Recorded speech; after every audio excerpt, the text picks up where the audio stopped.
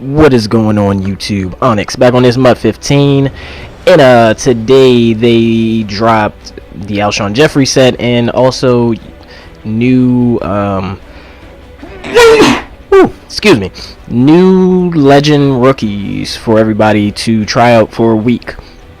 And as you can see, the rookie this week is Deion Sanders, and so yeah, everybody be careful.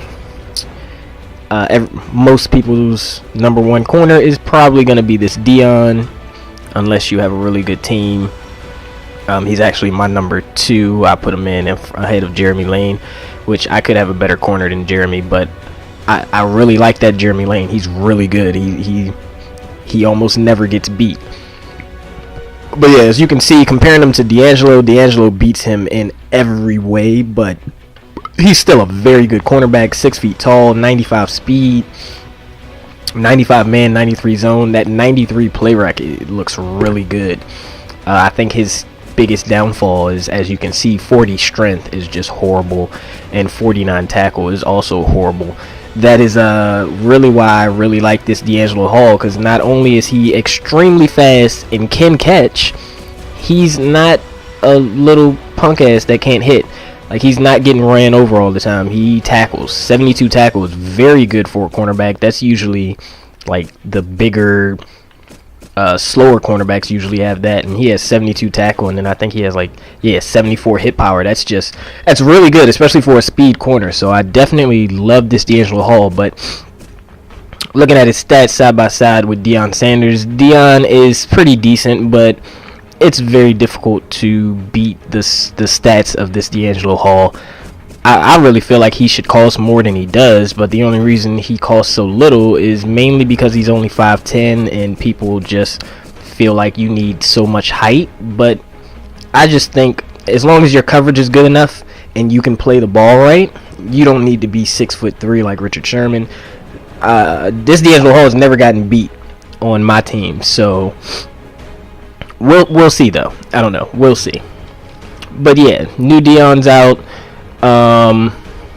The Alshon Jeffrey set is now live, and if you didn't watch my other video when I put up about Alshon, I was saying before that Fletcher Cox's price was gonna drop.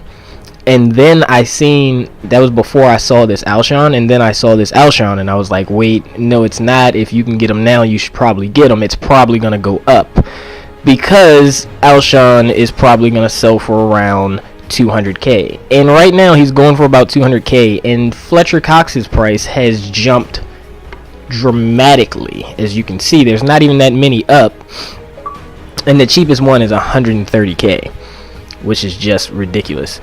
Now, the other 3 are still going for pretty cheap. Bakhtiari is still around about 20-something K. Quentin Demps and Jonathan Banks are still at about 13. But Alshon Jeffrey has made Fletcher's price go up a ridiculous amount. And you also need like 5 gold badges in that, which is kind of weird. Usually they'll just say you need an elite badge or something like that. But 5 gold badges, yeah. You need 5 gold badges, and you need that set,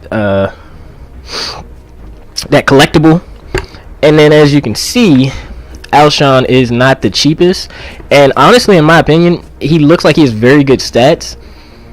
But as you can see, there are other receivers that stats are just as good or better that are cheaper than him. And like I said, 190K for 95 overall, 6'3" receiver. He's only 6'3", which is still big, yes, but that's not like 6'5" Calvin Johnson, 6'5" Chris Matthews. He's 6'3". There's other 6'3" receivers, Chris Carter, Jordy Nelson. So it's not like he's a giant over top of other cornerbacks and receivers. He's not average. He's still a pretty tall receiver, but he's not huge. He is pretty strong though, and then 94 speed is pretty good also for a 6'3" receiver, and he's a good run blocker, as you can see. But I wouldn't pay 190K for him. That's just me, especially when his stats don't really compare well to this Jordy Nelson, who, as you can see, 99 catching traffic, 96 spectacular catch, and he's faster. And he's just as tall as Alshon Jeffrey. Now, his giant downfall, Jordy Nelson's downfall, even though he's strong, he can't block to save his life. As you can see, 49 run blocking, and you get down here, and he has none of this impact blocking, run block strength. He has nothing. He's a horrible blocker. And then you also have this Chris Carter, which I also feel like I would buy instead of Alshon Jeffrey. Like, I'd rather buy the 90K receiver with stats that are just as good, that's the same height, than buy the new receiver who's extremely expensive because he's new, not really because he's better. But I don't know. I haven't used the card yet. There could be something about the card that just makes him better than these other 2 or 3 receivers that are just as good stat-wise. Like Chris Carter, the only reason I don't really want Chris Carter is his acceleration is under 90. I don't even understand how that works.